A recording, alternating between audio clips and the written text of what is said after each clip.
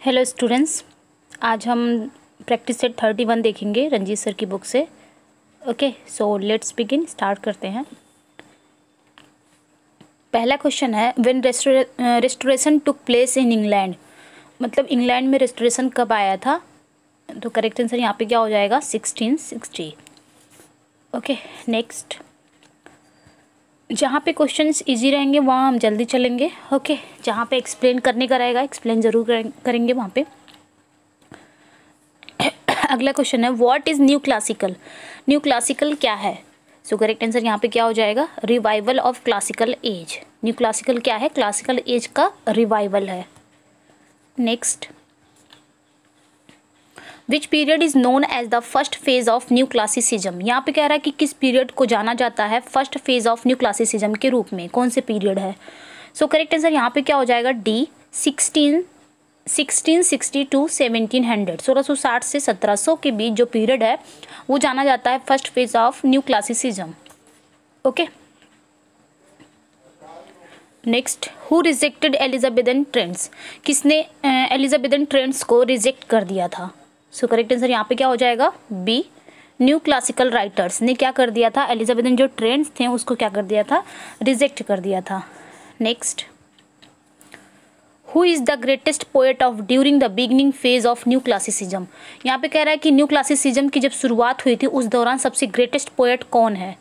So correct answer यहाँ पे क्या हो जाएगा? जॉन मिल्टन साहब हैं। उस समय के ग्रेटेस्ट पोएट कौन थे? जॉन मिल्टन थे। यहीं पे इसको भी देख लेते हैं। Who wrote the epic poem paradise lost? Paradise lost poem किसने लिखा है? अगेन आपका जॉन मिल्टन। Okay, next. अगला क्वेश्चन है, इन विच ईयर पैराडाइज लॉस्ट केम? कौन सी साल आई थी ये? तो सो करेक्ट आंसर यहाँ पे क्या हो जाएगा हमारा? डी हो जाएगा, 1667 में आई थी, 1667 में पैराडाइज लॉस्ट आया था। Okay, next. What is the style of epic paradise lost? Paradise lost की जो ये महाकाव्य है, एपिक है, इसका स्टाइल क्या है? करेक्ट आंसर यहाँ पे ए हो जाएगा, होमरिक स्टाइल है। इसका क्या स्टाइल है? होमरिक स्टाइल है। Okay, next. How many parts books are there in Paradise Lost? पूछ रहा है कि पैराडाइज लॉस्ट में कितने पार्ट्स हैं, यानी कि कितनी बुक्स हैं। सो करेक्ट आंसर यहाँ पे क्या हो जाएगा हमारा? सी, 12 बुक्स हैं। कितनी बुक्स हैं? 12 बुक्स हैं, 12 बुक्स हैं। Next, in which year paradise regain was published? अब पूछ रहा है कि जो पैराडाइज रीगेन है ये किस ईयर पब्लिश हुआ था? सो करेक्ट आंसर यहाँ पे बी हो जाएगा, 1671 में, 1671 में आपका पैराडाइज रीगेन पब्लिश हुआ था। Next, what is the first extended written specimen of Old English? यहाँ पे क्या कह रहा है कि first extended written specimen of Old English क्या है? सो करेक्ट आंसर यहाँ पे क्या हो जाएगा? D, a code of law promulgated by King Ethelbert। Okay, so correct answer यहाँ पे क्या हो जाएगा? डी। अगला क्वेश्चन है, who succeeded Elizabeth first in 1603 establishing the Stuart dynasty? Dynasty means क्या होता है? राजवंश। क्या होता है? राजवंश होता है डायनेस्टी मीन्स। तो यहाँ पे क्या कह रहा है? यहाँ पे कह रहा है कि 1603 में स्टुअर्ट राजवंश की स्थापना करने वाले पहला एलिजाबेथ के उत्तराधिकारी कौन थे? ठीक है, तो यहाँ पे करेक्ट आंसर क्या हो जाएगा हमारा? बी, कौन थे? James 6 of Scotland. ठीक है, एलिजाबेथ के उत्तराधिकारी कौन थे पहले? तो जेम्स 6 ऑफ स्कॉटलैंड यही थे। ठीक है, अगला क्वेश्चन, आगे बढ़ते हैं। नेक्स्ट है, which writer was not active under both Elizabeth first and James first? यहाँ पे कह रहा है कि कौन सा राइटर एक्टिव नहीं था एलिजाबेथ रेन में और जेम्स फर्स्ट शासन में, दोनों में कौन सा राइटर नहीं था? तो आपके विलियम शेक्सपियर थे। विलियम शेक्सपियर, यहाँ पे एक क्वेश्चन और बन जाता है कि कौन सा राइटर था, तो आपके विलियम शेक्सपियर जरूर थे एलिजाबेथ और जेम्स फर्स्ट में। बेन जॉनसन भी थे और आपके जॉन डन भी थे। कौन नहीं था पूछा है यहाँ पे, तो यहाँ पे सभी थे। जॉन मिल्टन साहब नहीं थे, इसीलिए इनको क्या कहा गया है, बिलेटेड एलिजाबेथन राइटर कहा गया, इसीलिए क्योंकि ये नहीं थे उस समय, एक्टिव राइटर नहीं थे उस समय, पूछ रहा है। ओके, अगला क्वेश्चन है, what was the intended target of the gun powder plot in 1605। यहाँ पे कह रहा है कि जो गन पाउडर प्लॉट है 1605 में गन पाउडर प्लॉट का इंटेंडेड टारगेट क्या था। सो करेक्ट आंसर यहाँ पे क्या हो जाएगा हमारा, सी, द हाउस ऑफ पार्लियामेंट। क्या टारगेट था, the house of, intended target क्या था, the house of parliament. So correct answer यहाँ पे सी हो जाएगा। नेक्स्ट अगला क्वेश्चन है, which of the following was not one of the 4 bodily humours. यहाँ पे कह रहा है निम्नलिखित में से कौन सा 4 बॉडली ह्यूमर में से एक नहीं है। तो हम पढ़े थे ना, आपका कोलर भी है, ब्लड भी है, ब्लैक बाइल भी है, बट आपका कोलेस्ट्रॉल नहीं है। सो करेक्ट आंसर यहाँ पे क्या हो जाएगा हमारा, सी हो जाएगा। कोलेस्ट्रॉल आपके 4 बॉडली ह्यूमर्स में नहीं आते हैं, ठीक है, आपका ये नहीं है। अगला क्वेश्चन है, नेक्स्ट यहाँ पे पढ़ लेते हैं थोड़ा सा direction. The following MCQ 16 are from Shakespearean tragedy Othello से क्वेश्चन है, सो इसको देख लेते हैं। What reason does Iago give at the beginning of the play for conspiring against Othello? यहाँ पे क्या कह रहा है कि ओथेलो के खिलाफ जो षड्यंत्र रचने के लिए, प्ले में ओथेलो के खिलाफ षड्यंत्र रचने के लिए यागो क्या कारण बताता है या क्या कारण देता है। जब प्ले शुरू होता है तो ओथेलो के खिलाफ ये कॉन्स्पिरेट करता है ना, मतलब षड्यंत्र रच रहता है, तो आखिर उसका रीज़न क्या देता है। करेक्ट आंसर यहाँ पे क्या हो जाएगा, A, Othello passed him over for a promotion. Okay, इसीलिए वो क्या करता है, कॉन्स्पिरेसी करता है। Next, why does Othello have to go to Cyprus. Othello को सिप्रस क्यों जाना पड़ा। तो करेक्ट आंसर यहाँ पे क्या हो जाएगा, A, to prepare defences against the Turk, ताकि वो टर्क जो हमला करने वाले थे उनसे वो लड़ सके। सो करेक्ट आंसर यहाँ पे ए हो जाएगा। Next, who does Iago frame as having an affair with Desdemona. यहाँ पे क्या कह रहा है, यहाँ पे कह रहा है कि यागो किसको फ्रेम करता है कि डेस्डिमोना का उससे अफेयर चल रहा है, मतलब उसके दिमाग में कुछ ना कुछ चलता रहता है ना, खुराफात, कि वो डेस्डिमोना का ही अफेयर कैसियो से लगाने लग जाता है, कि ऐसा वो फ्रेम कर देता है ताकि वो हाथ पकड़े, इधर ओथेलो के दिमाग में भरता रहता है। अगर वो हाथ भी पकड़ लिया, पॉजिटिव वे में पकड़ता तो ये नेगेटिव वे में ले लेता ओथेलो। तो ऐसा वो फ्रेम करता है, किस पर्सन को फ्रेम करता है कि डेस्डिमोना के साथ उसका अफेयर चल रहा है। सो करेक्ट आंसर यहाँ पे क्या हो जाएगा, सी, कैसियो। ओके, नेक्स्ट आगे चलते हैं। How does Desdemona die, Desdemona कैसे मरती है। करेक्ट आंसर यहाँ पे बी हो जाएगा। Othello smothers her with a pillow, वो तकिए से क्या करता है, स्मॉथ कर देता है, मतलब उसके तकिए पर उसका फेस रख देता है। नेक्स्ट क्वेश्चन है, what happens to Iago at the end of the play. Play के अंत में यागो के साथ क्या होता है। करेक्ट आंसर यहाँ पे डी हो जाएगा। He is sentence to death, उसे मौत की सज़ा दे दी जाती है। Okay, next, what provides Othello with his sense of self worth. यहाँ पे क्या कह रहा है, यहाँ पे कह रहा है कि ओथेलो को आत्म मूल्य की भावना के साथ क्या प्रदान करता है। तो यहाँ पे करेक्ट आंसर क्या हो जाएगा हमारा, बी, हिज मिलिट्री प्रोव्स। यहाँ पे करेक्ट आंसर हमारा बी हो जाएगा।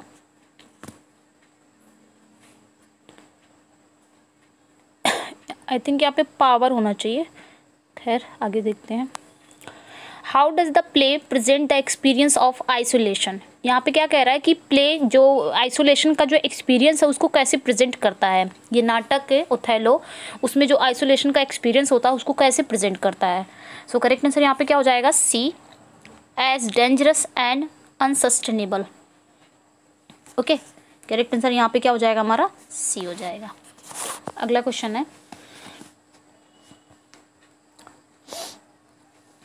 What do the description of Othello as an animal reveal।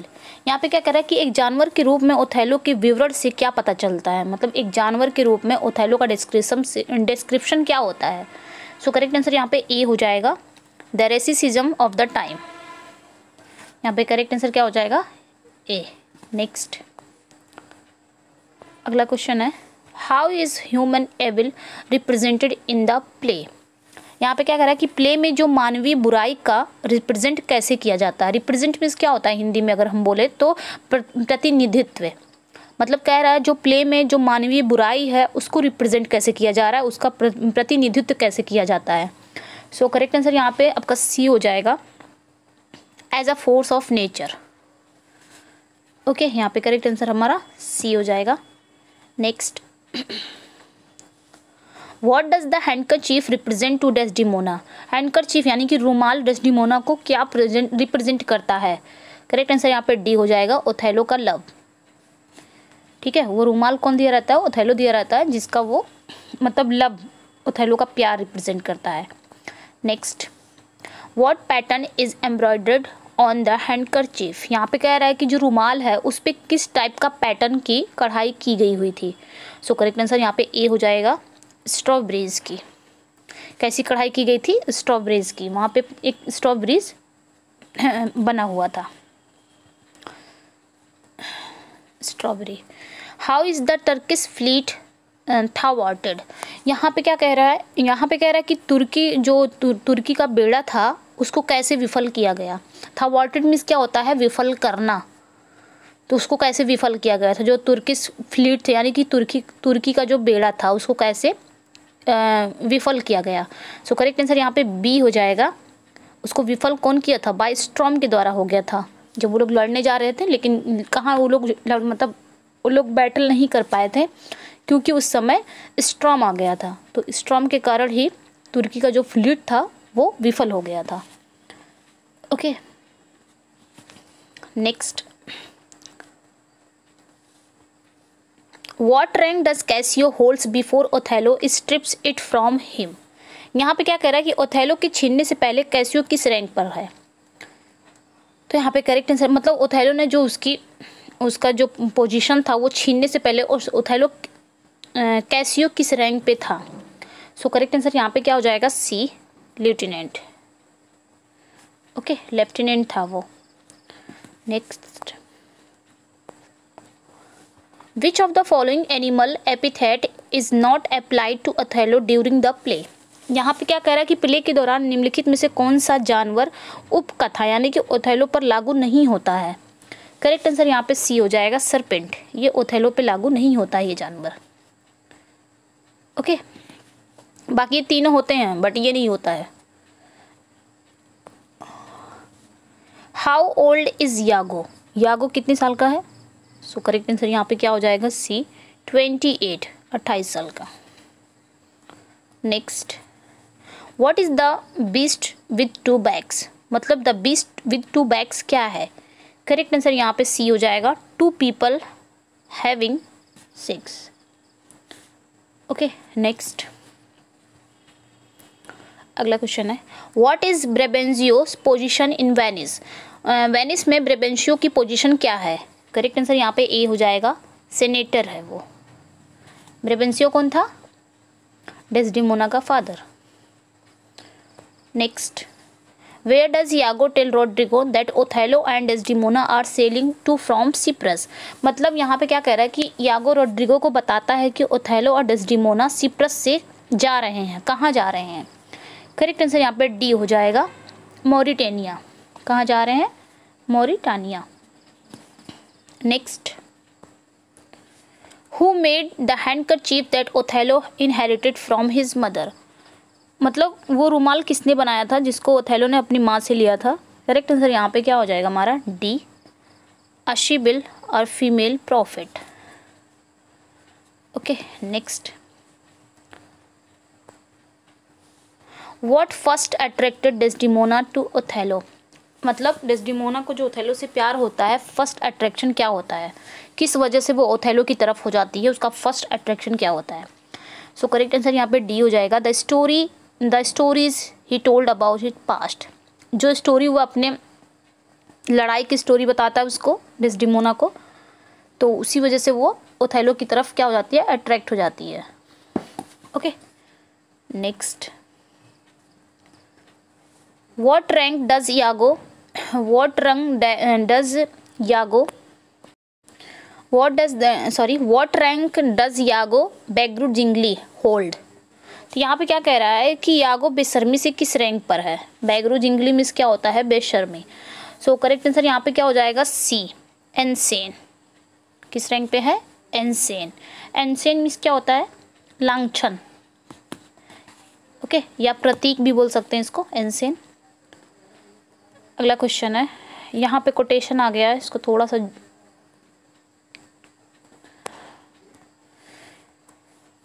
I hope कि दिख रहा होगा आप लोग को। 1 मिनट, पहले इसका कोटेशन समझ लेते हैं। Okay, who commented on Shakespeare in the words? किसने शेक्सपियर पे ये कमेंट किया, क्या कमेंट किया देख लेते हैं। I will conclude by saying of Shakespeare. क्या कह रहा है यहाँ पे कि मैं शेक्सपियर के बारे में यह कहकर निष्कर्ष निकालूंगा that with all his fault, कि उनकी सभी गलतियों के साथ, in comparison of those that are more finished and regular, जो कि फिनिश्ड है, मतलब जो कि समाप्त हो गई है, जो कि फिनिश्ड है और रेगुलर है, यानी कि नियमित है। आगे कह रहे हैं as upon an ancient majestic piece of Gothic architecture. क्या कह रहे हैं, जैसे कि गॉथिक वास्तुकला, आर्किटेक्चर मीन्स क्या होता है, वास्तुकला, जैसे कि गॉथिक वास्तुकला के एक प्राचीन राजसी टुकड़े की तुलना में, compared with the neat modern buildings, मतलब यहाँ पे क्या कह रहा है, एक प्राचीन राजसी टुकड़े की तुलना में, ठीक है, एक साफ आधुनिक इमारतों की तुलना, compared with the neat modern building, मतलब एक साफ आधुनिक इमारतों की तुलना में, the latter is more elegant and glaring, यानी कि क्या कह रहा है कि बाद वाला अधिक एलिगेंट है, यानी कि सुरुचिपूर्ण और चमकदार है, but the former is more strong and more solemn. Solemn means क्या होता है, गंभीर, लेकिन जो पहले वाला है वो क्या है, बहुत स्ट्रॉन्ग है और क्या है, गंभीर है। तो ऐसा किसने कहा है शेक्सपियर को। यहाँ पे लेटर मीन्स क्या होता है, लेटर, LATTER, लेटर मीन्स होता है बाद वाला, और फॉर्मर क्या होता है, FORMER, फॉर्मर मीन्स क्या होता है, पहले वाला। ओके, तो यहाँ पे यही बात हो रही है कि मैं शेक्सपियर के बारे में यह कहकर निष्कर्ष निकालूंगा कि उनकी सभी गलतियों के साथ, जो कि फिनिश्ड हो गई है और नियमित है, जैसे कि गॉथिक वास्तुकला का एक प्राचीन राजसी टुकड़े की तुलना में एक साफ आधुनिक इमारतों की तुलना में बाद वाला अधिक सुरुचिपूर्ण और चमकदार है, लेकिन पहले वाला जो है वो क्या है, अधिक मजबूत और गंभीर है। तो ऐसा शेक्सपियर पे किसने किया है देख लेते हैं। तो यहाँ पे पूछ रहा है कि ये किसने किया, करेक्ट आंसर यहाँ पे क्या हो जाएगा, अलेक्जेंडर पॉप ने किया है। ओके, नेक्स्ट, यहाँ पे भी कमेंट ही है। Who commented on Shakespeare in the words? किसने शेक्सपियर, मतलब इन शब्दों में शेक्सपियर पर टिप्पणी की है, कमेंट किया है। क्या कह रहे हैं यहाँ पे, क्या कह रहे हैं, मतलब शेक्सपियर पे किसने ये कमेंट किया है देख लेते हैं। इसको थोड़ी सी हिंदी यहाँ पे देख लेते हैं। द टाइम, मतलब वो समय, which alone makes the reputation of men, जो अकेले पुरुषों की क्या करता है, रेपुटेशन को बनाता है, मतलब वो समय जो अकेले पुरुषों की प्रतिष्ठा को बनाता है। आगे कह रहा है eight the and made their fault respectable, आगे कह रहा है कि उनके दोषों को सम्मानजनक बनाता है। The most gigantic and bizarre ideas of this author have earned, आगे क्या कह रहे हैं कि इस लेखक का सबसे विशाल, जिजेंटिक मीन्स क्या होता है, विशाल, और विचित्र, बेजार मीन्स क्या होता है, विचित्र, इस लेखक का सबसे विशाल और विचित्र विचारों ने, आगे क्या कह रहा है, after 200 years the right to be considered sublime, आगे कह रहा है कि लेखक के सबसे विशाल और विचित्र विचारों ने 200 वर्षों, क्या कह रहा है कि 200 वर्षों के बाद अधिकतर अर्जित किया है। तो ये किसने कहा, हम एक मरतबा फिर से रिपीट करते हैं। ये कह रहा है कि वो समय जो अकेले पुरुषों की रिस्पेक्ट, मतलब रेपुटेशन को क्या करता है, बनाता है। और क्या कह रहा है, आगे क्या कह रहा है कि अंत में उनके दोषों को सम्मानजनक बनाता है। इस लेखक के, शेक्सपियर को कह रहे हैं कि इस लेखक के सबसे विशाल और विचित्र विचारों ने 200 वर्षों के बाद अधिकतर अधिकार अर्जित किया है। 200 वर्षों के बाद भी अधिकार अर्जित किया, मतलब कहने का मतलब है कि ये लेखक ऐसा है कि ऐसा लगता है कि मतलब 200 वर्षों के बाद भी आज भी वो जीवित है हम लोग के बीच में। आज भी हम लोग पढ़ रहे हैं ना शेक्सपियर को, मतलब इतना ये जिजेंटिक और बिजार आइडियाज़ उनके पास थे कि आज भी शेक्सपियर चल रहे हैं। कितना साल हो गया, कितने वर्ष बीत गए हैं। तो ऐसा किसने कहा है? तो करेक्ट आंसर यहाँ पे क्या हो जाएगा? ए, डॉक्टर सैमुअल जॉनसन ने कहा है ऐसा। ओके, तो ऐसा किसने कहा है? डॉक्टर सैमुअल जॉनसन ने। नेक्स्ट इसको भी देख लेते हैं। Who commented on Shakespeare in the words, किसने शेक्सपियर पे टिप्पणी की है? कहा, क्या कहा है? परहैप्स इट, क्या कह रहे हैं? शायद। Perhaps it would not be easy to find any author except Homer, क्या कह रहे हैं कि शायद होमर को छोड़कर किसी भी लेखक को ढूंढना आसान नहीं होगा। ठीक है। Who invented so much as Shakespeare, जिसने शेक्सपियर के रूप में इतना आविष्कार किया है। ठीक है। Who so much advance the studies which he cultivated, जिसने पढ़ाई को इतना आगे बढ़ाया है।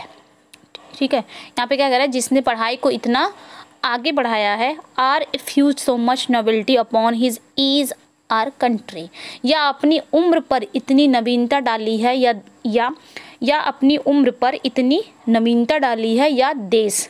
ठीक है, यहाँ पे बोल रहा है या देश। आगे कह रहे हैं the form the characters of language and the source of the English drama are is.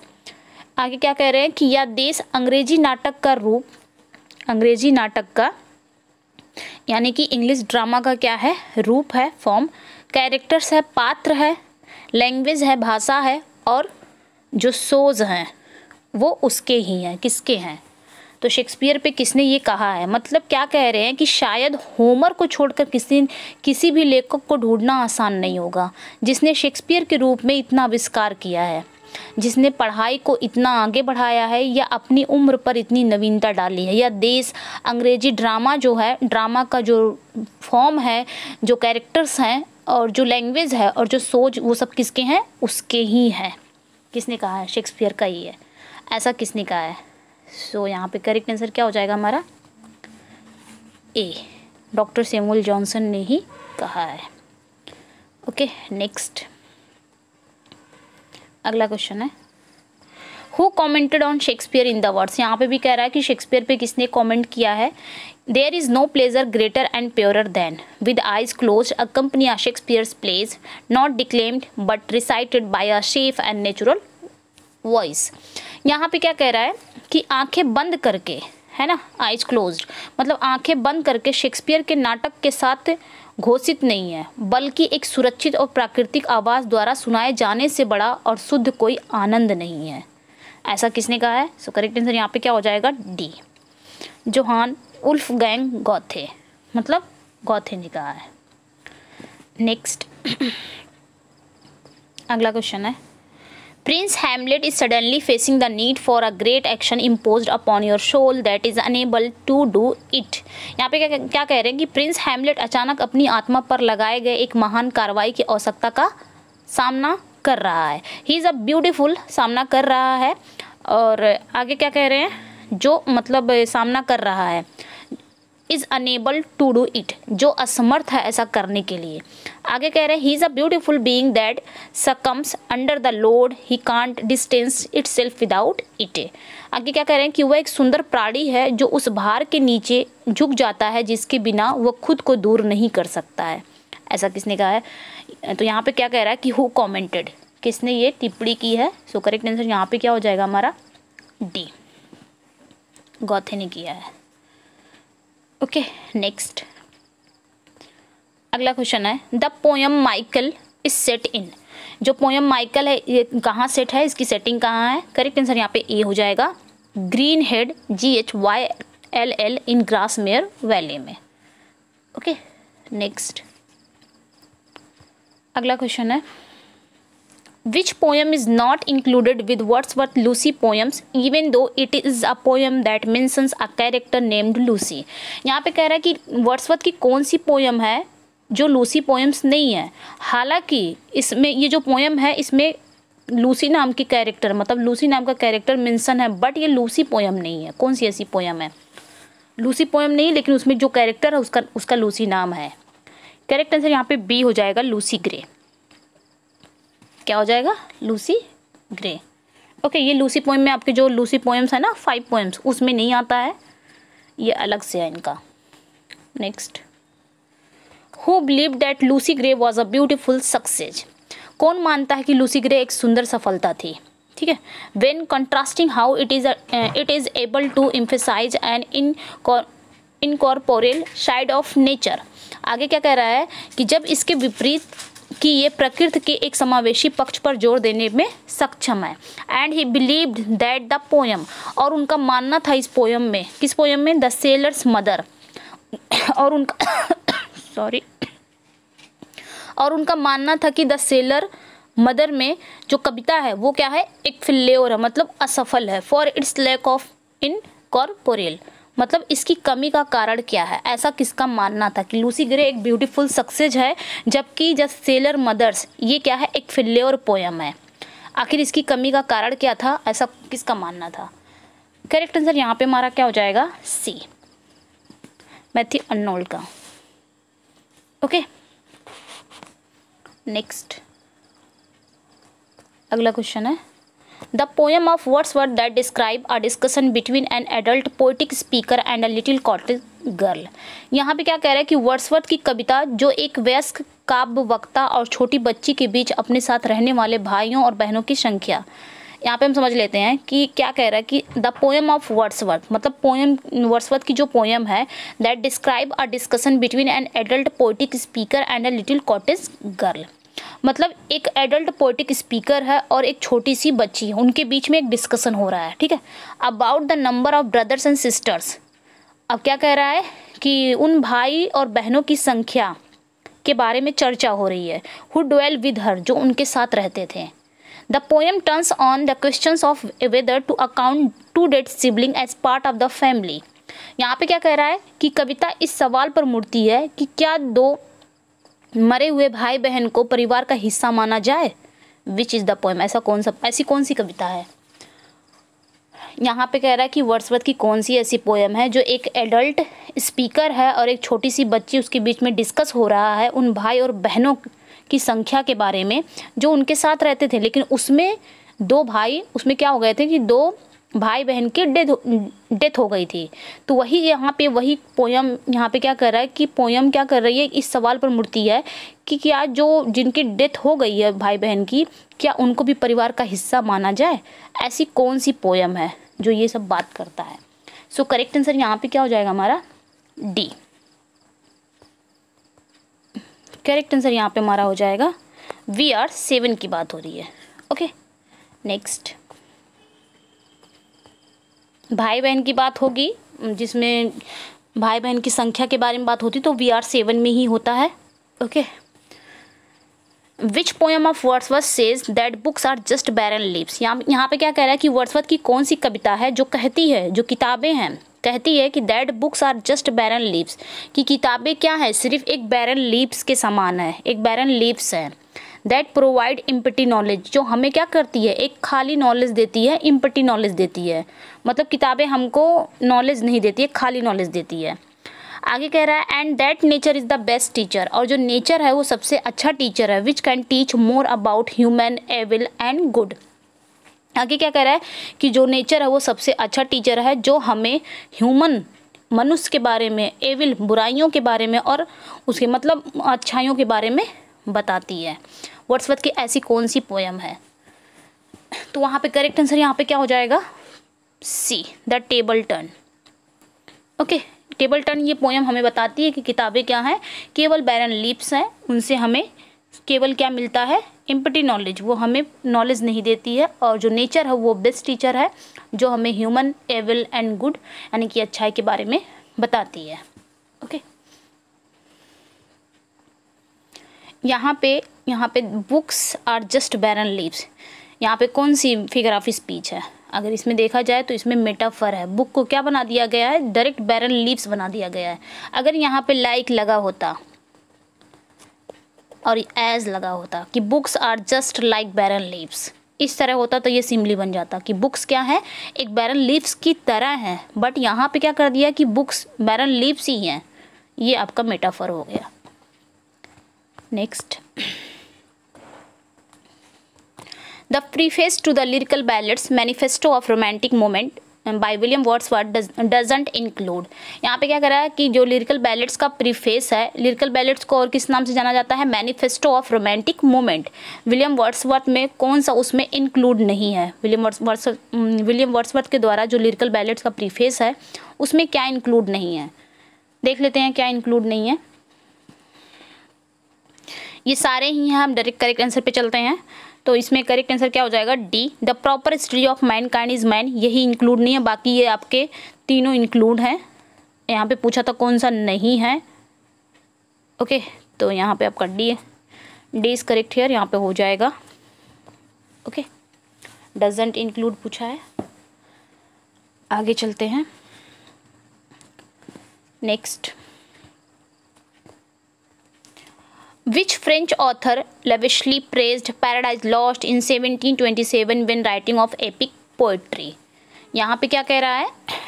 यहाँ पे कह रहा है कि कौन सा फ्रेंच ऑथर है जो 1727 में पैराडाइज लॉस्ट की क्या किया है? प्रशंसा की है जब एपिक पोइट्री लिखी गई थी। तो यहाँ पे करेक्ट आंसर ए हो जाएगा, वॉल्टेयर। किसने किया था? वॉल्टेयर ने किया था। ओके, नेक्स्ट क्वेश्चन है, अगला क्वेश्चन है सैलीज Prometheus in Prometheus unbound 1820 is modelled after. यहाँ पे क्या कह रहा है कि सैली की जो प्रोमीथियस अनबाउंड है उसमें जो प्रोमीथियस है वो किस पे मॉडल्ड है, किसके बाद मॉडल्ड है? तो करेक्ट आंसर यहाँ पे क्या हो जाएगा हमारा? ए, मिल्टन के शैटन पर मॉडल्ड है। ओके, यहाँ पे करेक्ट आंसर हमारा ए हो जाएगा। Next, who complained that Milton's epic words lacked earnest feeling, was stiff and tortuous।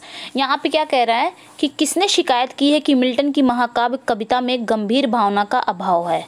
यहाँ तक हो गया, मतलब किसने शिकायत की थी कि मिल्टन की जो महाकाव्य कविता है उसमें क्या है? अर्नेस्ट फीलिंग, एक गंभीर भावना का क्या है? लैक्ड है, यानी कि अभाव है।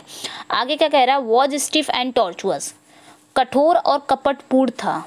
ठीक है, एंड कह रहा है and was so inflexible that it discouraged imitation. आगे क्या कह रहे हैं?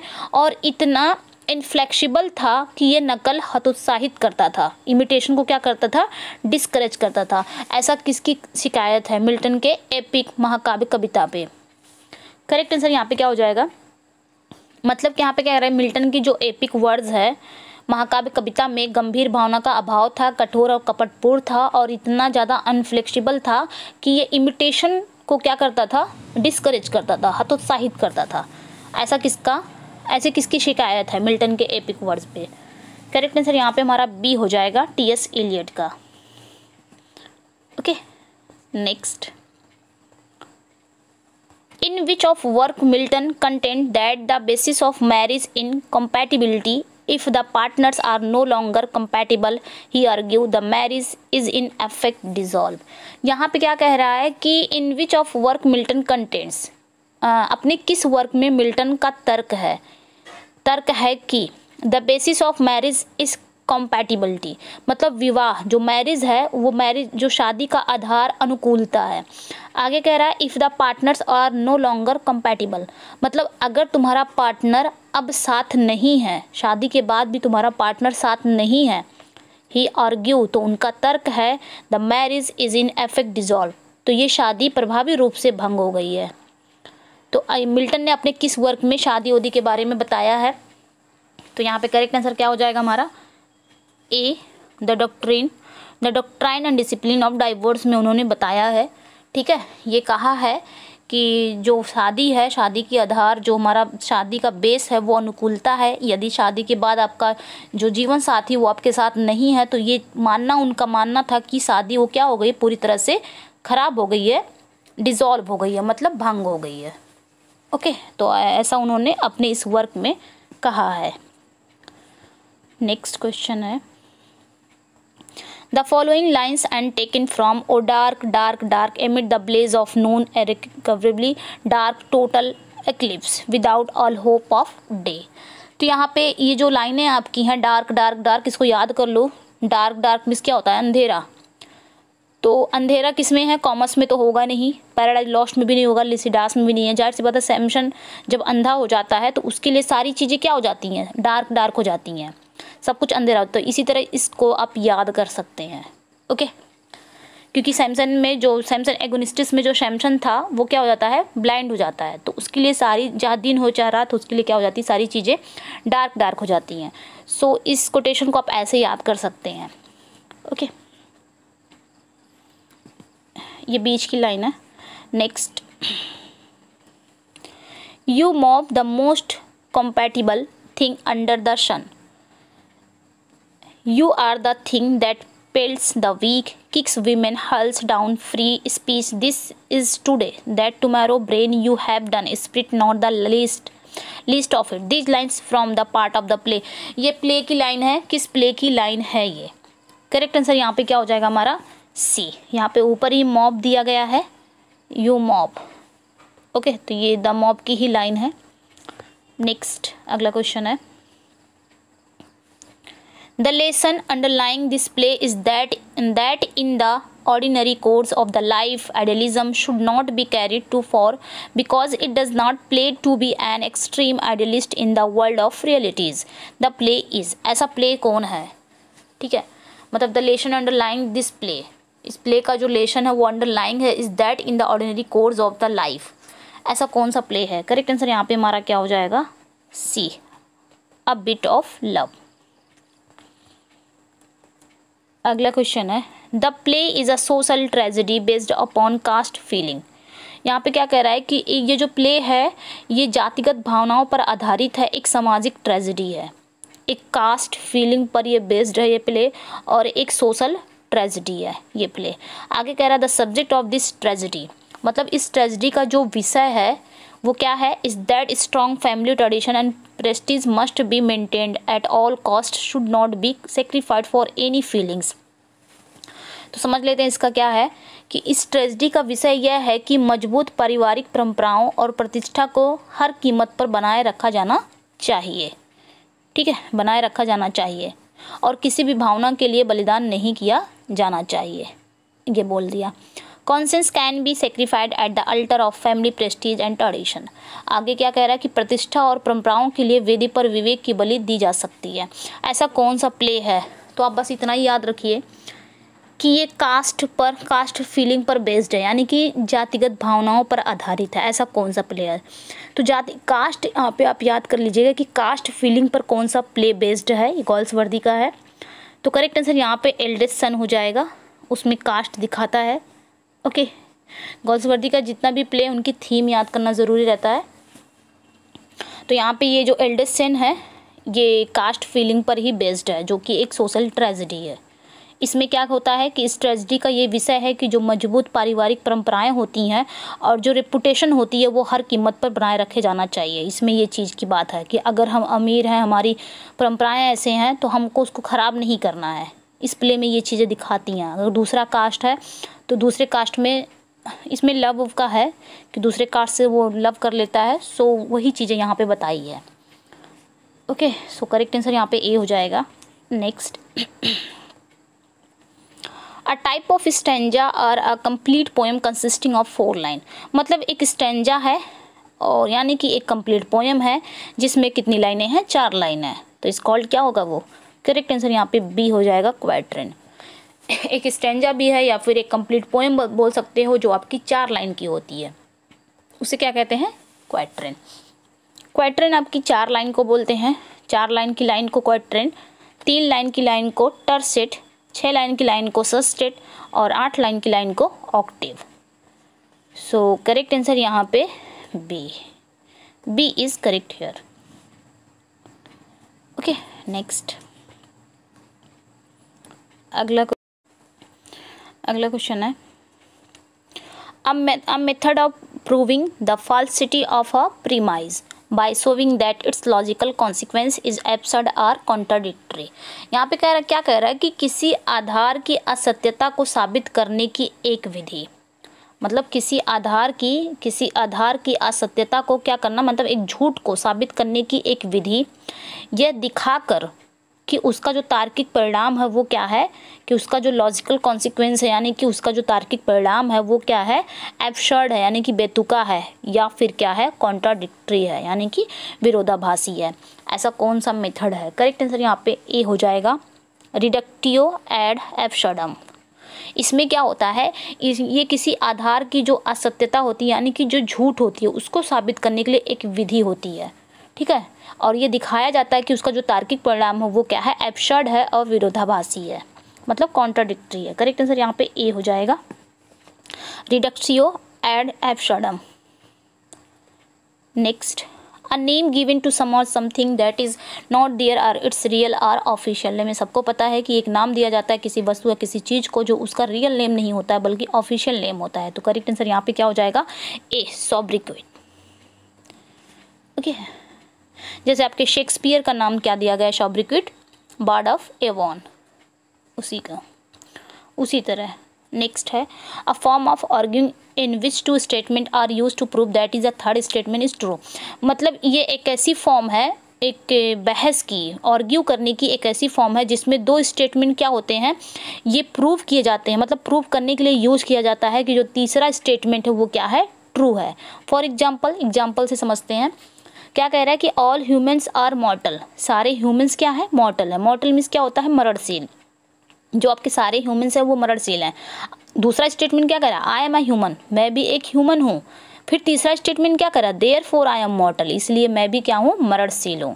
तो वही चीज़ यहाँ पे कह रहा है कि जिसमें ये एक मतलब एक प्रकार का आर्ग्यू है जिसमें दो स्टेटमेंट क्या होते हैं, प्रूफ करने के लिए यूज किए जाते हैं कि तीसरा स्टेटमेंट क्या है, सही है। तो दो स्टेटमेंट ये हो गए और तीसरा इसलिए यूज किया जा रहा है कि ये आपका सही है, ये जो चीज़ें हैं दोनों स्टेटमेंट ये सही है।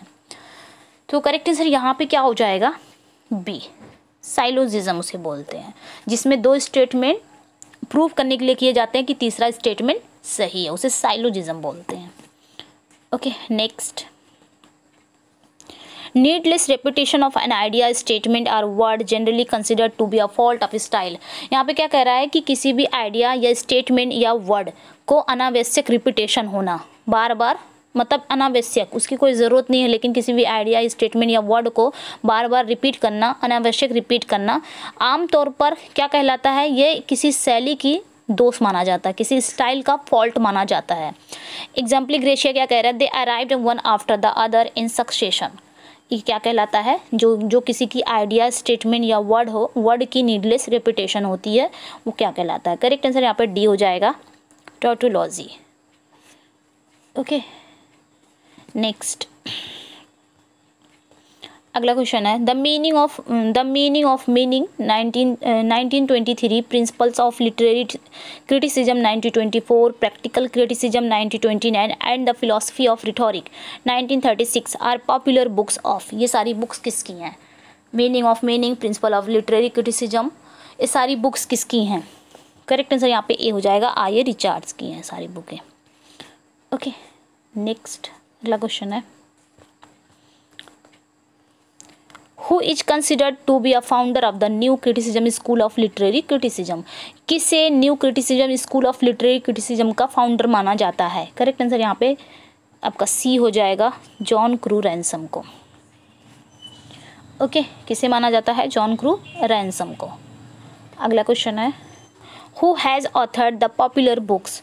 ये पॉपुलर बुक्स का ऑथर्ड कौन है, कौन सा पॉपुलर बुक्स है, द वर्ल्ड्स बॉडी 1938 में आया है, द न्यू क्रिटिसिज्म 1941 में आया, गॉड विदाउट थंडर 1965 में आया है। तो ये सारी पॉपुलर बुक्स का ऑथर कौन है। करेक्ट आंसर यहाँ पे क्या हो जाएगा, हमारा सी हो जाएगा, John crew ransom. Okay, next, Who has written the work 7 Types of Ambiguity 1930? किसने 7 Types of Ambiguity को 1930 में लिखा है। करेक्ट आंसर यहाँ पे क्या हो जाएगा हमारा, डी, विलियम एम्शन ने लिखा है। Okay, a picture description etcetera, मतलब एक चित्र या एक विवरण इत्यादि। आगे क्या कर रहा है, ludicrously exaggerating the peculiarities or defect of persons or thing। क्या कह रहा है कि एक चित्र या विवरण आदि व्यक्तियों की खासियत, चीज़ों या दोषों को बढ़ा चढ़ाकर पेश करना क्या कहलाता है। करेक्ट आंसर यहाँ पे क्या हो जाएगा, D, caricature. Next, who coin the term capsule criticism, किसने कैप्सूल क्रिटिसिज्म टर्म को कॉइन किया है? To refer to the concise put down, जो एक कंसाइज पुट डाउन को क्या करता है? रेफर करता है। Example, I watch this play at a disadvantage, मैंने इस प्ले का डिसएडवेंटेज को देखा है। द कर्टेन वॉज अप, पर्दा उठ गया था। तो यहाँ कह रहा है कि कैप्सूल क्रिटिसिज्म इस टर्म को कॉइन किसने किया है? करेक्ट आंसर यहाँ पे क्या हो जाएगा हमारा? ए, अलेक्जेंडर वॉलकॉट ने किया है। Okay, next, in the opening of this scene in the Tempest what are the nobles doing while the storm rage, मतलब टेम्पेस्ट की ओपनिंग सीन में जो नोबल्स हैं वो क्या कर रहे होते हैं जब स्टॉर्म आता है? करेक्ट आंसर यहाँ पे क्या हो जाएगा? C, running around in chaos. Okay, अगला क्वेश्चन हम जल्दी करेंगे यहाँ पे। What does Gonzalo in the Tempest suggest mariners do, Gonzalo Tempest में जो गुंजेलो है वो मैरिनर्स को क्या करने के लिए सजेस्ट करता है? करेक्ट आंसर यहाँ पे सी हो जाएगा, pray for the king. Okay, अगला क्वेश्चन है, where is the ship coming from, ship कहाँ से आ रही होती है? करेक्ट आंसर यहाँ पे क्या हो जाएगा हमारा? बी, ट्यूनिस से आ रही होती है। टेम्पेस्ट का क्वेश्चन आ गया है यहाँ पे। ओके, अगला क्वेश्चन है, who do Sebastian and Antonio कर्ज इन द टेम्पेस्ट, टेम्पेस्ट में सेबेस्टियन और एंटोनियो को कर्ज कौन देता है, यानी कि श्राप कौन देता है? करेक्ट आंसर यहाँ पे क्या हो जाएगा? बी, बोट्सवेन देते हैं। ओके, नेक्स्ट, अगला क्वेश्चन है, where do Antonio Sebastian and Gonzalo go when the mariners cry out, Antonio Sebastian और गुंजेलो कहाँ जा रहे होते हैं जब मैरिनर्स रो रहा होता है? करेक्ट आंसर यहाँ पे ए हो जाएगा, to look for the king. Next, what does Miranda entreat Prospero to do with the men in the shipwreck, यहाँ पे क्या कह रही है कि मिरिंडा ने प्रोस्पेरो को जहाज के मलबे में पुरुषों के साथ क्या करने के लिए कहा? करेक्ट आंसर यहाँ पे हमारा क्या हो जाएगा? बी, कीप देम सेफ, मतलब उन्हें सेफ करने के लिए कहा। As he tells his story, जैसे ही वह कहानी बताता है, how many times does Prospero tell Miranda listen, तो कितनी बार ये कहानी प्रोस्पेरो मिरिंडा को बताता है? करेक्ट आंसर यहाँ पे क्या हो जाएगा? A, 3 times. Okay, next, who helped Antonio raise an army and usurp Prospero, तो यहाँ पे क्या कह रहा है कि किसने एंटोनियो को सेना बढ़ाने और प्रोस्पेरो को हड़पने में मदद की? करेक्ट आंसर यहाँ पे क्या हो जाएगा हमारा? सी हो जाएगा, the king of Naples. Next, where was Ariel before Prospero set him free, Ariel कहाँ था प्रोस्पेरो को फ्री करने से पहले ही एरियल कहाँ था? करेक्ट आंसर यहाँ पे क्या हो जाएगा? D, inside a tree. कहाँ था? इनसाइड अ ट्री, पेड़ के अंदर था। हु और व्हाट इज साइकोरक्स, साइकोरक्स कौन और क्या है? करेक्ट आंसर यहाँ पे क्या हो जाएगा? बी, अ विच। ओके, यहाँ पे क्या कह रहा है कि आपका 77 से 95 तक आपका Shakespearean comedy much Ado About nothing से क्वेश्चन है, देख लेते हैं इसको। ओके, यहाँ पे देख लेते हैं correct answer, 1 minute. Which character is sad at the end of the play, play के अंत में कौन सा कैरेक्टर सैड है? करेक्ट आंसर यहाँ पे क्या हो जाएगा? ए, डॉन पेड्रो। नेक्स्ट, जल्दी करेंगे यहाँ पे हम। What makes Claudio realise that he is wrongly accused Hero, मतलब क्लॉडियो को क्या रियलाइज होता है कि वह उसने हीरो के साथ क्या किया है? गलत आरोप किया, मतलब गलत किया है, आरोप लगाया है। करेक्ट आंसर यहाँ पे क्या हो जाएगा? डी, ब्रेचियोस कन्फेशन ऑफ डॉन्जन्स प्लॉट, जब ब्रेचियो कन्फेस कर लेता है कि हीरो की कोई गलती नहीं रहती है, ये सारा प्लॉट किसका है? डॉन जॉन का है, तो उस समय क्लॉडियो को रियलाइज़ होता है कि मैंने हीरो के साथ बहुत गलत किया, अब तो हीरो है भी नहीं। ओके, सो करेक्ट आंसर यहाँ पे डी हो जाएगा। Next, when was this play probably first performed, सबसे पहले मतलब इस प्ले को कब परफॉर्म किया गया? फर्स्ट परफॉर्म कब किया गया? करेक्ट आंसर यहाँ पे डी हो जाएगा, 1599 में, 1599 में। Okay, next, how do Don Pedro and Claudio make Benedick fall in love with Beatrice. यहाँ पे क्या कह रहा है कि डॉन पेड्रो और क्लॉडियो ने कैसे बेनेडिक्ट और बेट्रिस को प्यार में पढ़ाया, दोनों को एक दूसरे से। करेक्ट आंसर यहाँ पे बी हो जाएगा। They have him overhear their conversation in which they assert that she is in love with him. Okay, कहानी तो सभी लोग जानते होंगे। Next, have Beatrice and Benedick courted before. यहाँ पे क्या कह रहा है कि क्या बेट्रिस और बेनेडिक्ट ने पहले प्यार किया है। करेक्ट आंसर यहाँ पे क्या हो जाएगा हमारा A, yes, but Benedick left her. Okay, next अगला क्वेश्चन है why is it necessary for Hero to seem to die. यहाँ पे क्या कह रहा है कि हीरो को मरना जरूरी क्यों है। करेक्ट आंसर यहाँ पे क्या हो जाएगा C, because her reputation has been publicly tarnished. Okay, next, what term best describe Dogberry's verbal comedy. मतलब डॉग बेरी के वर्बल कॉमेडी का सबसे अच्छा वर्णन क्या है, कौन सा शब्द सबसे अच्छा वर्णन करता है। करेक्ट आंसर यहाँ पे बी हो जाएगा मैलाप्रोपिज्म। जो डॉग बेरी का जो वर्बल कॉमेडी है सबसे अच्छा टर्म कौन सा डिस्क्राइब करता है, तो आपका मैलाप्रोपिज्म है। ओके, नेक्स्ट अगला क्वेश्चन है what is Balthasar's songs in act second scene third about. मतलब एक्ट सेकेंड सीन थर्ड में बाल्थजर का सॉन्ग क्या है, किसके बारे में है। करेक्ट आंसर यहाँ पे आपका ए हो जाएगा, द इनफिडिलिटी ऑफ मेन, इसके बारे में था। ओके, नेक्स्ट अगला क्वेश्चन है what does the savage bull symbolise. मतलब जो सवेज बुल है ये क्या सिम्बलाइज करता है। करेक्ट आंसर यहाँ पे डी हो जाएगा, the man unwilling to Mary.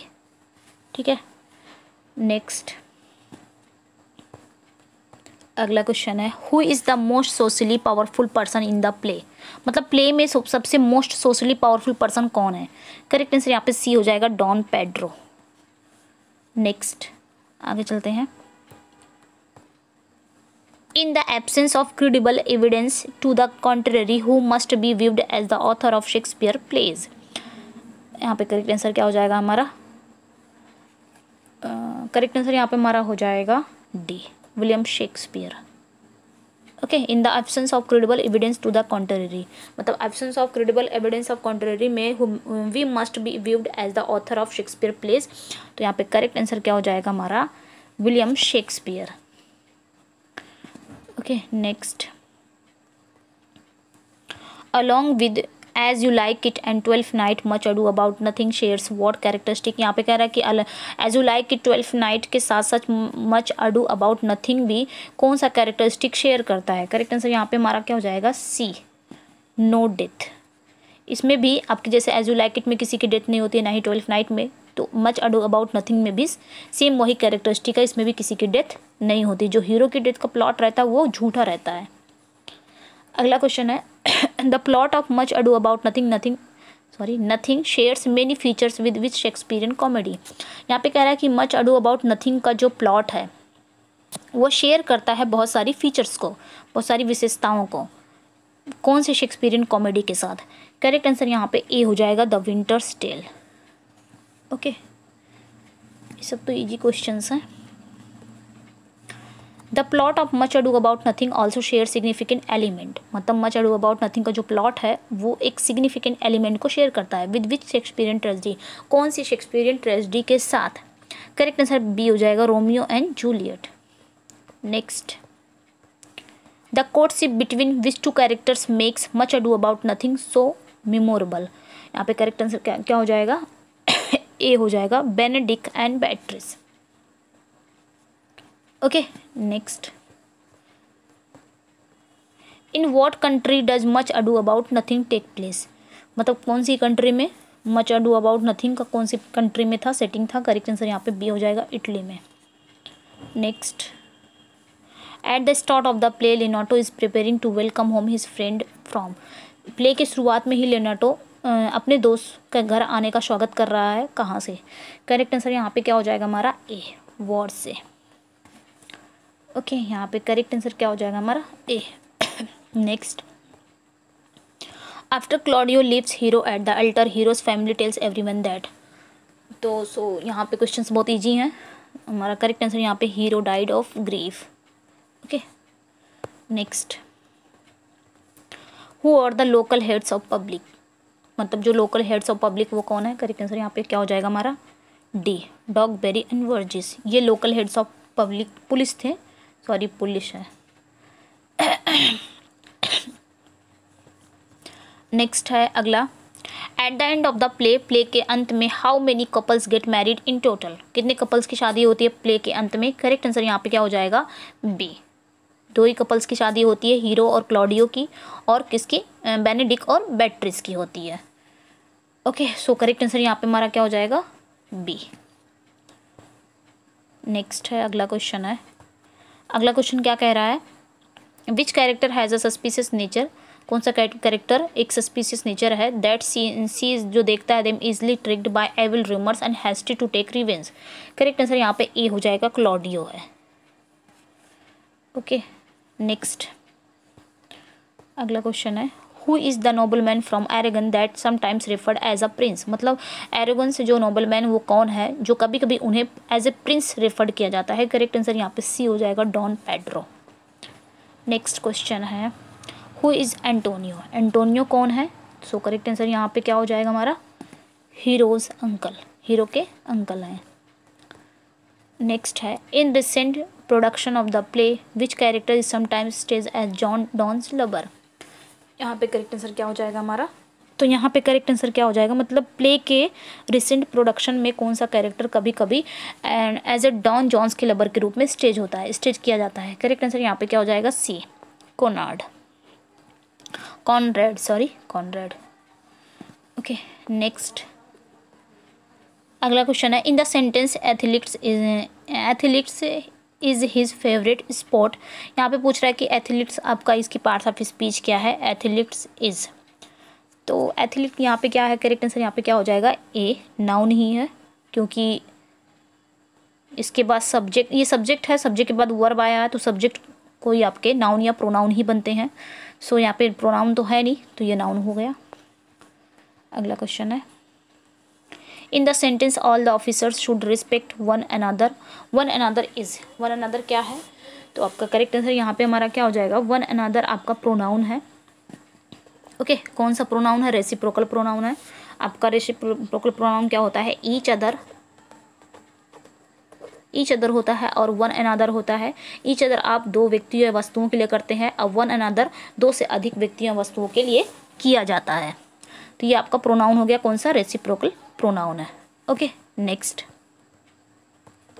अगला क्वेश्चन है, dash you wish T it shall be done, तो यहाँ पे हम क्या फिल करेंगे? Since you wish T it shall be done. Next अगला क्वेश्चन है, the public are caution dash pick pockets, public को क्या कर दिया गया है? सचेत कर दिया गया है पिक पॉकेट से। करेक्ट आंसर यहाँ पे क्या हो जाएगा? D, against pickpockets. Okay next है, his wish is tantamount dash a command, correct answer यहाँ पे सी हो जाएगा, 2। Next, Volpone fell a victim dash his own greed, correct answer यहाँ पे ए हो जाएगा, 2। ओके नेक्स्ट आगे बढ़ते हैं, she is ignorant dash what she pretends to know, यहाँ पे हमको क्या फिल करना है? करेक्ट आंसर यहाँ पे बी हो जाएगा, off. She is ignorant of what she pretend to know. अगला क्वेश्चन है, one who does not mix freely with others, जो सबके साथ फ्री नहीं होता है, मतलब जो दूसरों के साथ फ्री नहीं होता है उसे क्या कहते हैं? मतलब ज़्यादा दूसरों से बातचीत नहीं करता है, अपने आप में ही रहता है, तो उसे क्या कहते हैं? करेक्ट आंसर यहाँ पे हमारा क्या हो जाएगा? अनसोसिबल। क्या होता है? अनसोसिबल। ओके नेक्स्ट, थीस्ट आप लोगों को पता ही है, ऑटोक्रेसी भी पता है, थीस्ट जो ईश्वर में विश्वास रखता हो। बिगॉट मीन्स क्या होता है? कट्टर। तो यहाँ पे करेक्ट आंसर क्या हो जाएगा हमारा? डी हो जाएगा, जो अपने आप में ही रहता हो, ज़्यादा सोशली नहीं होता, दूसरों से ज़्यादा मिलता जुलता नहीं हो, वो अनसोसिबल होता है। नेक्स्ट है, women whose husband is dead, मतलब वो औरत जिसके हस्बैंड ना हो तो उसे क्या कहते हैं? करेक्ट आंसर यहाँ पे विडो हो जाएगा। और हुज वाइफ इज़ डेड, तो विडोवर उन्हें कहते हैं। अल्ट्रुइस्ट, जो दूसरों का भला करता हो उसे परोपकारी जिसे बोलते हैं। ओके और ग्रेटिस मीन्स क्या होता है? ग्रेटिस मतलब होता है मुफ्त। ओके, यहाँ पे करेक्ट आंसर हो जाएगा विडो। अगला क्वेश्चन है a person who is above 100 years, मतलब वो व्यक्ति जो 100 ईयर्स से ऊपर हो तो उसे क्या बोलते हैं, सेनेटेरियन बोलते हैं। ओके, सो करेक्ट आंसर यहाँ पे हमारा ए हो जाएगा। हम आगे बढ़ते हैं। नेक्स्ट है, यहाँ पे क्या कह रहा है कि 111 से 117 हमको वन वर्ड का क्वेश्चन है, बताना कि कौन सा उसमें इनकरेक्ट है। देख लेते हैं इसको भी जल्दी से, यहाँ पे ज़्यादा टाइम नहीं लगाते हैं। Okay, killing of one self, अपने आप को ही मारना, सुसाइड सही है। मेनिया फॉर राइटिंग, मेनिया हम पढ़े थे ना कि मेनिया मतलब क्या होता है, पागलपन। रूट वर्ड है मेनिया, पागलपन मतलब जिसे लिखने का पागलपन हो उसे ग्रेफोमेनिया बोलते हैं। Mania for sexual desire in female तो उसे निम्फोमेनिया। ये सब सही है, गलत क्या था हम पूछा था कि इनकरेक्ट कौन सा है। करेक्ट आंसर बी हो जाएगा। किलिंग ऑफ वंस वाइफ उसे क्या बोलते हैं, अपनी ही बीबी को मारना एक्सोरिसाइड बोलते हैं। UXORICIDE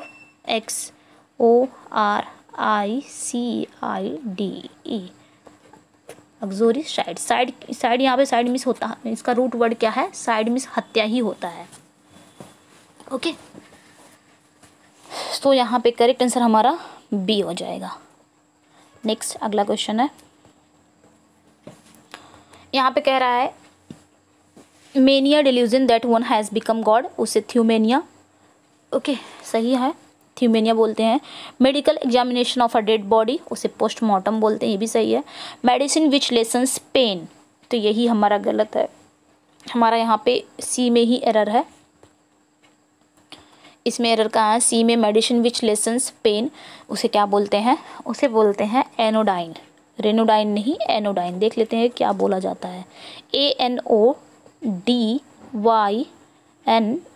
एनोडाइन बोलते हैं। ठीक है, मतलब वो मेडिसिन जो दर्द देती हो उसे एनोडाइन बोलते हैं। करेक्ट आंसर यहाँ पे हमारा सी हो जाएगा। आगे बढ़ते हैं,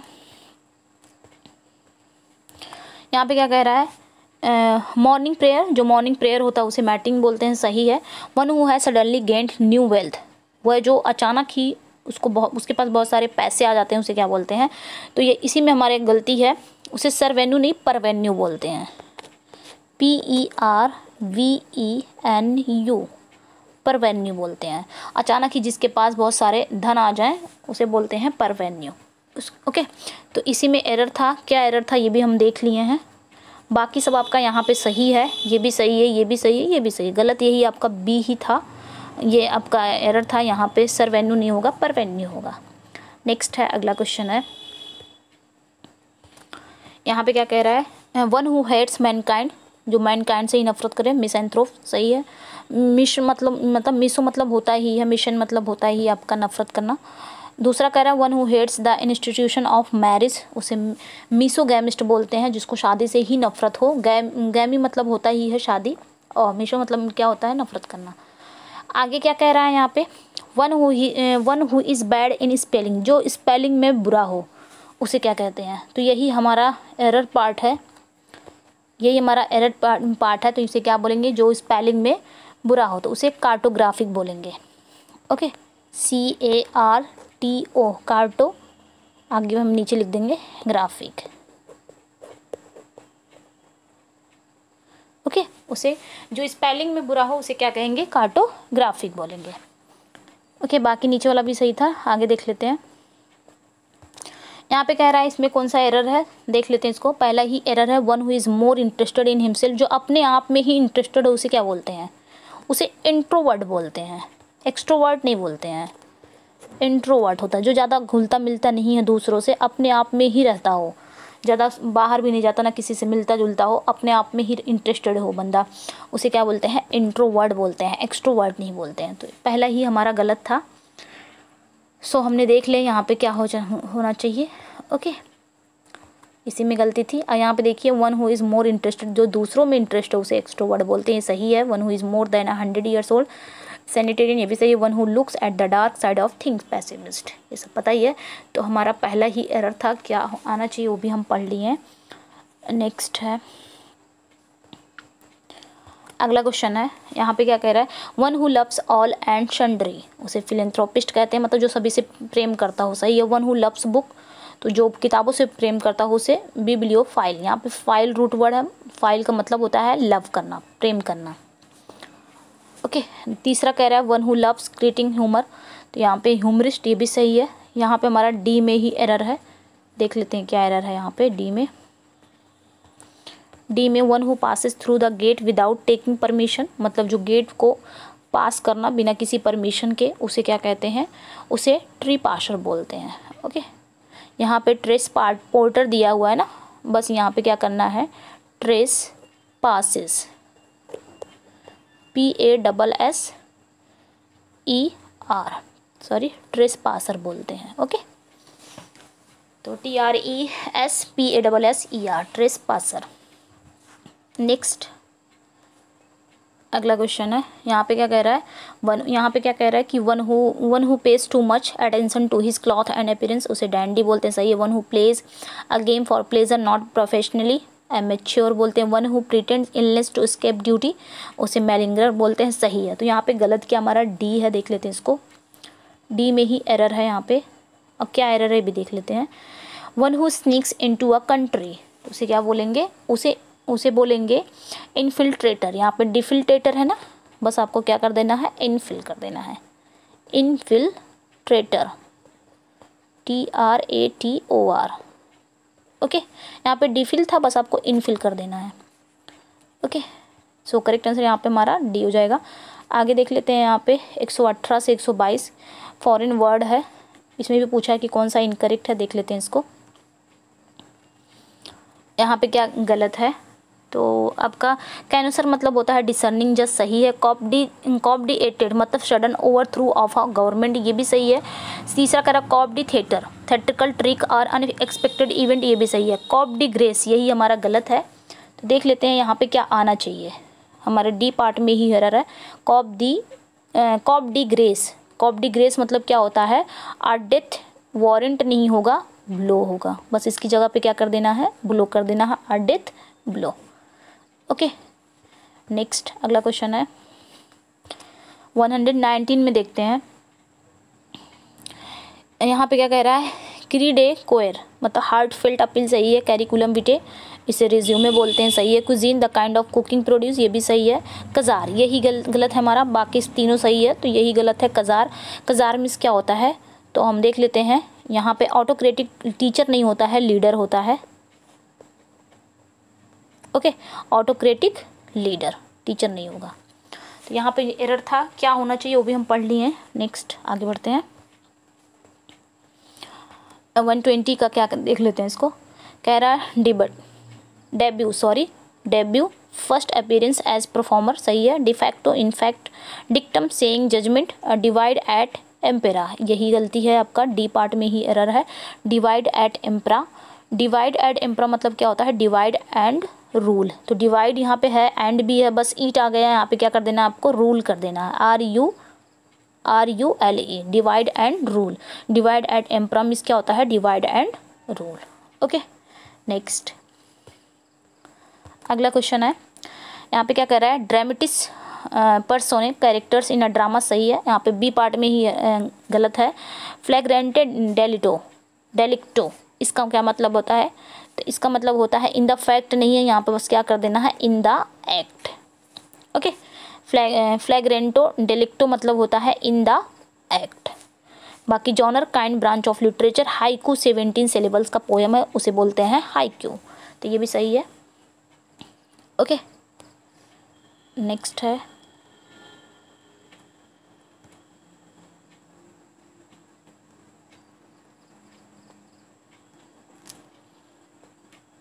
ओके, ये आपका 122 का देख लेते हैं इसको।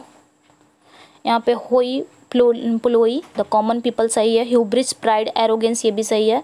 लेबर ओमनिया वेंसिट लेबर कॉन्क्वेस्ट, ये भी सही है। आपका सी पार्ट में एरर है, यहाँ पे देख लेते हैं। यहाँ पे एबिडेम मिस क्या होता है, फॉलोइंग नहीं होगा, बस फॉलोइंग की जगह पे क्या हो जाएगा, सेम हो जाएगा, ठीक है। In the same book, okay, following नहीं होगा। तो जहाँ पे एरर पार्ट है वो भी हम देख लेते हैं, सही करते चलते हैं। ओके, सो करेक्ट आंसर यहाँ पे सी हो जाएगा। आगे बढ़ते हैं, which of the following is not a synonym to give in the work a bag. अब बैग का पूछ रहा है कि इसमें कौन सा सिनोनिम्स एक नहीं है, मतलब 3 है एक नहीं है। नॉट पूछा ना कि अबैक का कौन सा सिनोनिम्स इसमें नहीं है। तो अबैक मिस क्या होता है, अबैक मतलब होता है भौचक अचंबा यानी कि पीछे को। तो यहाँ पे बैक भी हो जाएगा, बैकवर्ड्स भी होता है पीछे का, बिहाइंड होता है। तो तीनों तो इस सिनोनिम्स है। यहाँ पे पूछा कौन सा नहीं है, तो ऑनवर्ड नहीं है। करेक्ट आंसर यहाँ पे हमारा क्या हो जाएगा, डी हो जाएगा, ऑनवर्ड नहीं है। Okay next, which of the following is not a synonym to given word abominable. Abominable का कौन सा इसमें सिनोनिम्स नहीं है। एबोमिनेबल मीन्स क्या होता है, घिनौना। घिनौना मतलब बहुत घृणा। तो वाइल मतलब भी घृणा होता है, अकर्ज मतलब भी होता है, हेटफुल, सब इसी का सिनोनिम्स है। कौन सा नहीं पूछा था, तो करेक्ट आंसर यहाँ पे क्या हो जाएगा हमारा, डी हो जाएगा, लवेबल। ठीक है नेक्स्ट अगला क्वेश्चन है, which of the following is not a synonym of the given word bustle. Bustle का कौन सा सिनोनिम वर्ड्स नहीं है। बस्टल मीन्स क्या होता है, हलचल।